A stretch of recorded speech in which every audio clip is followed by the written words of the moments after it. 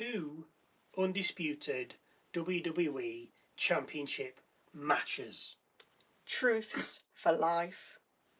And still no mention of the World Cup, even though SmackDown is taking place in Kansas City, Missouri, where the England team, come on England, the Netherlands, Algeria, and the reigning world champions, Argentina, are set up. You thought they'd have got Messi in the crowd.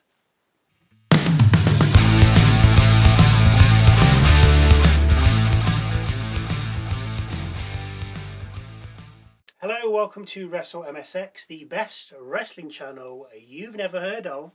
I'm Michael. I'm Sally. So we kick off with the main event of the evening, Cody Rhodes versus Gunther for the Undisputed WWE Championship, with Sami Zayn as special guest referee. It was mainly Gunther to begin with until a Cody cutter allowed Rhodes back in. This was short-lived as Gunther soon got Rhodes in a figure four, but had to let go after he was caught using the ropes for leverage. A crossroads from nowhere then nearly got the win for Rhodes, but Gunther put his foot under the rope, which Sami saw, and stopped the count, echoing what happened at Clash in Italy. Rhodes and Zayn then exchanged words, which ended up with Zayn pushing Rhodes and Rhodes ending up in a sleeper. After reaching the rope, Gunther wouldn't let go, which caused Sami to then grab the Austrian and pull him away. Of course, Gunther wasn't happy with this and pushed Sami, with Sami slapping him. Gunther then took it to the next level and powerbombed Zayn, with Rhodes then recovering and landing a super Cody cutter, followed by a crossroads. Rhodes covered with another ref then running down and sliding in the ring. 1, 2, and Gunther kicked out. Rhodes decided to go high and then jumped and missed, with Gunther following up with a dropkick and powerbomb. Gunther covered with the ref counting to 2, but only because Zayn pulled the ref out of the ring. Rhodes then performed a sunset flip, but Gunther managed to grab hold of the ropes. Sami then made his way back into the ring and kicked Gunther's arms away. This then allowed Cody to finish the move and roll up Gunther. Sami got to the mat and quick count of 3, giving Cody the win. After the match, Nick Aldis heads out to berate Zayn, but Zayn just heads to the back. After the break, we see the lot of them arguing in the back, with Rhodes then storming down to the ring. He grabs a mic and wants to restart the match, with Gunther then beating up Sami in Gorilla and heading out with the referee. The pair enter the ring with Cody, the bell rings, and the match is underway. What? So, Cody Rhodes versus Gunther for the Undisputed WWE Championship. After exchanging blows, Rhodes looks for a Cody cutter, but gets caught by Gunther in a sleeper. Rhodes reverses, but then so does Gunther. Rhodes manages to back Gunther up into the corner, and then, out of nowhere, Sami plants Gunther with a haluva. The ref then calls for the bell and Cody's title, with Zayn then snatching it away. Sami then drops the ref, with Rhodes then grabbing Sami from behind. Zayn, not knowing who it is, hits Rhodes with the title and takes him out of the equation. Sami seems distraught and then heads back up the rampway. I mean, you can't get better than that, can you? What just happened? Like a show starting with 2 title matches like that. Right, massive, one after the other as well. Huge. Backstage, Kathy Kelly asks Jade Cargill where her focus lies next, with Cargill saying she and her girls run the division. Do they? And they're making a pit stop at Tiffany's. What is that, like no cafes? Yeah, I think it is, yeah. Cool. She then adds that Night of Champions needs some star power and tells Stratton to put her title on the line, which I think we did say. Eh? I think we did say, like, she'd go for it. Oh, yeah, but not quite this soon. Mm. We then see Gunther telling Nick Aldis he screwed him twice, and he's the reason he's not champion. He adds he's not fit for his job, and then demands another title match at Night of Champions. Why are we cramming all these matches in right at the death? Like, there's literally a week to go. We've got no matches, guys. Oh, yeah. What's going on?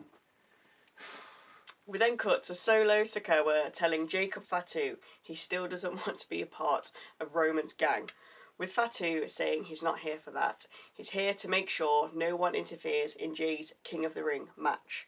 Fatu then tells Solo he's making the wrong decision and he's running out of time to make the right choice. Solo asks what that means, with Fatu telling him to take it how he wants to take it. Tama then asks what's going on, but Solo tells him not to worry about it as they're going to get the tag titles back. Tama tells him to stay in the back though, because you never know who's going to follow him out, with Tala adding the Bloodline's not their problem. Solo could be flying. Solo. So, next up, Damian Priest and R-Truth versus the MFTs for the WWE Tag Team Championships. Just before this, we have another vignette from Blake Monroe, with this one aimed at Julia. Priest drops a massive crotch chop, clearly a big fan, before he engages with Tala to kick things off. As we did, we also saw the War Raiders watching on from the back. Truth then enters the fray and drops the 5-knuckle shuffle to Tama, with Tala then taking out the tag champs outside the ring as we break. We check on the War Raiders to see if they're still watching, which they are. Good. Then come back to Priest bossing Tama. Solo then appears from Timekeepers, with Tala unsure why he's out. Priest then heads over and takes out Solo before avoiding Tala, who posts himself. Tama then grabs Priest from over the ropes, but Truth, the legal man, runs over to him, rolls him up and scores the pin. Nice. After the match, Solo gets on the apron and looks to engage his MFTs, but Tama and Tala exit the ring from the opposite side and head up the rampway. Oh dear. We cut to the back where we see Sami telling Planking Organo the hardest thing in the world to do is stay true to yourself, before claiming again he's the last real good guy. Nick Aldis then appears, proclaims that was the fastest count in wrestling history, and then asks Zayn what he was thinking. Zayn says, "You made me the referee," and he called it down the middle. Sami then says it should be Cody standing here thanking him for still being champion, and that he's not going away that easy. Oh, you should wait till you see what's coming. Oh. We then see Jey and Javon Evans jaw-jacking each other in the back before our next match, Carmelo Hayes versus Ricky Saints, with the winner taking on Trick Williams for the United States Championship. See, I'm already bored of these two now. Yeah. And unfortunately, McAfee was right about you don't want to see 230-pound guys going at it week in, week out, like we did with when it was Hayes and Andrade. Yeah. And now we're getting it with these two. We see two. It's boring. Oh, come on. There's so many people there they could be fighting. Anyway, sorry. This swings back and forth, with Saints landing a bulldog and Hayes a springboard DDT. The pair then take each other out, with Hayes countering a Revolution DDT and the pair fighting in the corner. As Saints pulls Hayes away, he pulls the turnbuckle cover off and exposes the metal. This then comes into play moments later, with Saints kicking Hayes off him and Hayes landing on the turnbuckle. This knocks Hayes out and sends him crashing to the mat, with Saints then covers and picks up the victory. We cut to backstage where Rhodes tells Aldis he's fed up with both Gunther and Sami, so proposes a triple threat match at Night of Champions. Nick says fine and makes it official. Yay. Which he does later on. It's like, oh my word, where have you got this from? Kathy Kelly asks Charlotte Flair what it would mean to win the Queen of the Ring and go to SummerSlam, with Flair saying she's shown time and time again why she's the Queen and is thriving for title number 15. We then cover the Knicks winning the super duper throw the ball in the ring cup. Nice. And how Danhausen cursed and then uncursed them before cutting to this. Hausen is able to control the Miz and Wilson from his computer. Don't ask how. With Los Garza then walking in. They tell Danhausen they lost thousands because the Knicks won. Did they? And he never mention it. And he was supposed to curse them again, with the pair then about to get physical with Hausen. In walks Matt Cardona, who scares the pair off, and then gets shocked after touching the Miz. Danhausen asks him if he's okay, with Cardona saying, "You know it." Now, is that a thing he used to say when he was Zack Ryder? Maybe. I wasn't really watching woo. because I had my big boy pants on then, so I didn't really watch it when Cardona was doing his thing. But Danhausen referred to him as Zack Ryder, with him saying, "No, I'm Matt Cardona," which I know he was Zack Ryder. And when he touched The Miz, he got a shock. He went, "Whoa, whoa, whoa!" Yeah. And then he said, I can imagine him saying, like, "You know it, yeah." And Cardona says, "You know it, so." And then it went to Danhausen again, and Danhausen was like, like something's come. Yeah. So is Zack Ryder coming back? Wasn't he like the internet champion? Just making titles up. Yeah, anyway, like sorry, that, that's for another day. We then see Truth telling Finn Balor he just defeated the Wild Samoans, Rikishi and all his family, and that he has a hook for him for a championship. I think that's what he was getting at. Balor says he doesn't need help, with Truth saying once you're in Judgment Day, you're in for life. Priest then sees the pair hugging, or rather Truth grabbing Balor, with Truth saying they can all go play water polo. Priest declines, saying he's not going with someone he can't trust. Truth thinks it's him, but Balor's like, no, and then Truth's like, yeah, but it must be me he's talking about. Absolutely ridiculous. He is fun. He's funnier than the Danhausen thing. Yeah. That's just, that is funny. That is for kids. Yeah. But... And the Miz and Kit Wilson playing into it. Well, if you need the dollar, guys, why not? Yeah, I mean, look at Gargano. Just laying there. Love it. Next up, Jey Uso versus Javon Evans in the second semi-final of the King of the Ring tournament. Nothing much happens before the break, but when we come back, Evans is in control. Or he was until Jey landed a massive pop-up Samoan drop. This takes it out of Evans, with Jey then ripping the young OG's top off. When he does, he reveals Javon's bandaged ribs from when he took a spear from Breakker on Raw. Just a little short thing, I didn't put it here, that Evans was holding his ribs before the top came off, so there was something afoot. Yeah. And then obviously you see that they are bandaged up. Jey then of course targets the ribs, with Evans then somehow landing a Spanish fly from the top rope and covering for 2. A super kick and spear then net Jey 2. Evans manages to land the red dot and goes high, but Jey knocks him down, spears Evans again, and then lands the Uso splash. The follow-up cover then gets the win for Jey, who now faces Obafemi in the King of the Ring final. I mean, that theory you said would be excellent for this. Because you're like, well, they're both good. Yeah. Let's not talk about it, but what you said was fantastic. We might talk about that on Musings. Possibly. But brilliant. We then cut to the back where Fatu has just finished watching Jey win when he comes across Solo. Solo tells Fatu he knows Reigns has sent him to get in his head, and then says he has a message for Roman. If Roman's going to start messing with his family, then maybe Solo needs to come to his show and start messing with his family. Watch out for Solo on Raw. We have a vignette from Julia saying she's ending the feud with Kiana James next week on SmackDown, and then cut to Kathy Kelly, who's with Tiffany Stratton. Kathy wants Stratton's response to Cargill from earlier, with Stratton saying she'll take Cargill on at Night of Champions.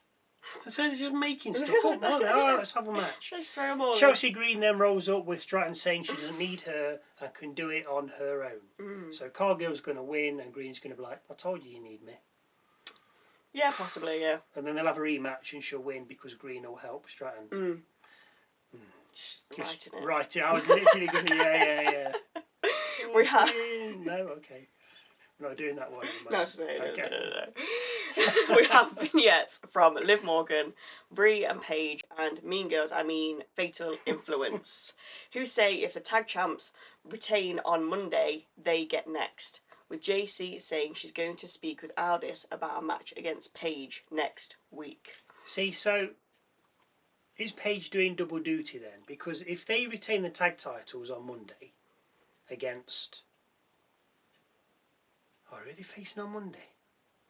Bayley and Lyra Valkyria. Then Paige has got to take on JCJ on SmackDown, but Reed and Henley are going to take on the... Yeah, but it might not be straight after. Paige and Brie on SmackDown. Well, yes, they might not do it. So Paige The is one pulling after. double duty. Might, maybe. You never know. Anyway, we then see Cody congratulate Jey, with Jey saying he'll see him at SummerSlam. Rhodes reminds him about Oba and then heads off. Jey watches him leave and then turns into Sami Zayn. He doesn't actually turn into him, he just turns into him. Zayn says he thinks he'll win King of the Ring, but doesn't think he'll be facing Cody at SummerSlam, and that he'll be facing him. Sami then asks what they do when that happens, with Jey saying he'll do what he has to do. Sami then asks him to say hi to the family for him. Pretty loosey. Oh dear. Jade Cargill and Karen then walk up to Charlotte Flair, who's readying to walk out for her match, and tell her the only reason she's there is because of her friend Tiffany Stratton. Yeah. Flair says she's not her friend, with Cargill saying the point is she shouldn't be here. Flair then heads towards Gorilla, but gets attacked by Meechin, Cargill and B-Fab, who target her knee. Back from the break, Nick Aldis tells Flair she doesn't have to do this, with Liv Morgan then walking by, laughing and telling her she'll see her out there. So, to the last match of the night and the main event of the evening. But is it the main event? Yes. Well, I think the men's heavyweight / WWE championship is the main event. Which one? The first one. Or the second, it was both of the titles, there you go. There you go. Anyway, Liv Morgan versus Charlotte Flair in the second semi-final of the Queen of the Ring. Flair hobbles out and gets on the apron, where Morgan launches an attack and targets the knee. The match gets underway with everything concentrated on the knee by Morgan. There are a couple of slaps exchanged by the pair, which seems to have a little venom in them, with Flair then getting 2 off a crossbody from the top rope. Flair was on the mat with the legs round the ring post, and Morgan was outside. And Morgan hit Flair, and then Flair was like, and hit her back, so it was a bit like, oh, maybe them slaps were a little bit too hard. Always fun and games. Flair then goes high again, but Morgan brings her down with a powerbomb and stacks her up, but only for a 2 count. A backcracker nets her another 2, with Flair coming back with a natural selection from the middle rope and cover for 2. A figure 4 then gets broken by a rope break, with Morgan then locking in a single leg Boston Crab. Flair makes the ropes and then rolls out the ring, with Medical then speaking with her, along with Alexa Bliss. Flair ignores them, re-enters the ring and is immediately hit with Oblivion, but kicks out on 2, with Morgan putting her back into a single leg Boston Crab. This time it's all over as Flair taps out, sending Morgan to the final of the Queen of the Ring to face Io Sky. SmackDown goes off the air with a celebrating Liv. See, I think Io Sky is going to win that one. Yeah, I think you have said that a couple But of then times before, yeah. But then if she wins that, who's she going to face? Liv Morgan. She's Yeah. going to challenge that. Yeah. I'm going to face Why you not? again. I beat you once. Yeah. I'm going to face you again. But then is that what people want to see? I mean, can you pick either champion, or does it have to be? Yeah, I think you should be able to, yeah. So if she picks her, I mean, so who's Rhea Ripley? Because Jay's on Raw, Rhea but Ripley. he's not going to go for... Rhea Ripley. Yeah, so she's not going to go for Rhea. Exactly. So do we want to see Liv Morgan against Io Sky twice? But then do you want to see Liv Morgan against Rhea Ripley again? I mean, it means one of them's going to be a double champion. If Liv wins, yeah. Anyway, now for Michael's moment of the night. This could be a match, a line, a look, a promo, something funny, interesting, serious, quirky, or different, just something that catches my eye. Obviously, it has to wait until the end, because if I do it halfway through and it's something that happens at the end, it's kind of a spoiler. So, Michael's moment of the night. Sometimes good, sometimes So hang around and wait and see as to whether you disagree. It was the second championship match, the Undisputed one. Not because it was good, nothing far from it, but the fact it actually happened. Yeah. Like, usually someone says no, something happens, and Or Nick the general manager Aldis like, "No, we're not comes doing out, that." Adam Pearce, no, you're not doing this. Yes, obviously it was going to play out as it did, but let's just park that. It was a fact. It was like, right, we're doing it again. Yeah. And it was like, yeah, Restart okay, it. no Yeah. problem. And I loved it. It was good because you're like, oh, it catches you off guard. And that's what you have to do. You've got the Denhausen for the little 5-year-olds. You've got R-Truth for the older generation, that with him referring to older stuff. Yeah. And people get it because the middle ground are like, what's he on about? And then, but you need something to catch everybody out that's like, oh, we're having this. And that's why I liked it. Fair. Yeah. Thank you. Agree or have any thoughts that you would like to share, then please feel free to leave them in the comment section just down below. Don't forget to go and check out our Muses video with our thoughts and honest opinions on the last week of WWE, because a new one drops every Yesterday. Wednesday. Close. As always, thank you for watching. As you can see, we do have a lot of fun doing this. But thank you for watching. And we'll see you Tuesday for Raw.